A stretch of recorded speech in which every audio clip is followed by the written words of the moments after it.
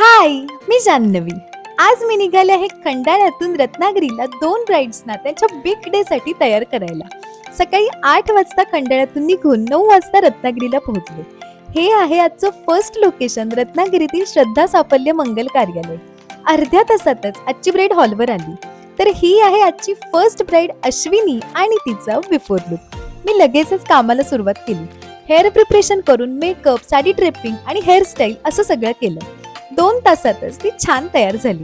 तर हा आहे अश्विनीचा आजचा विधींसाठी केलेला आफ्टर लुक. यानंतर तिचे थोडा वेळ फोटोज काढून झाले.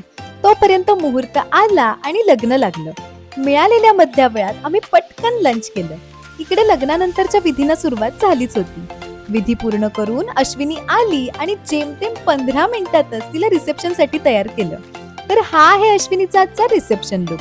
इकडे रिसेप्शनला सुरुवात झाली आणि आम्ही पण आमचं काम पूर्ण करून सेकंड लोकेशनला जायला निघालो. आजचं सेकंड लोकेशन होतं रत्नागिरीतील सिद्धिविनायक मंगल कार्यालय. तर ही आहे आजची सेकंड ब्राइड माणिक आणि तिचा बिफोर लुक. 1.5 तासातच तिला छान तयार केलं. तर हा आहे माणिकचा सीमांत पूजनासाठी केलेला आफ्टर लुक.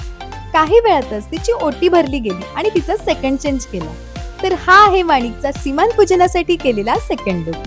यानंतर पुढचे विधी आटपल्यावर रिंग एक्सचेंज साठी तिचा थर्ड चेंज केला. आजच्या तिन्ही लुक्सना सेम हेअरस्टाईल कंटिन्यू करून फक्त ऍक्सेसरीज चेंज केल्यामुळे पुढचे दोन्ही चेंजेस आम्हाला पटापट करता आले. तर हा आहे माणिकचा रिंग एक्सचेंज साठी केलेला आजचा थर्ड आणि लास्ट लुक. यानंतर दोघांचा एकमेकांना अंगठी घालण्याचा कार्यक्रम छान पार पडला आणि आम्ही पण आमचं काम पूर्ण करून घरी जायला निघालो.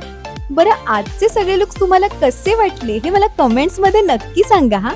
तर असा होता आजचा माझा बर्थडे. भेटूया नेक्स्ट व्लॉग मध्ये. बाय.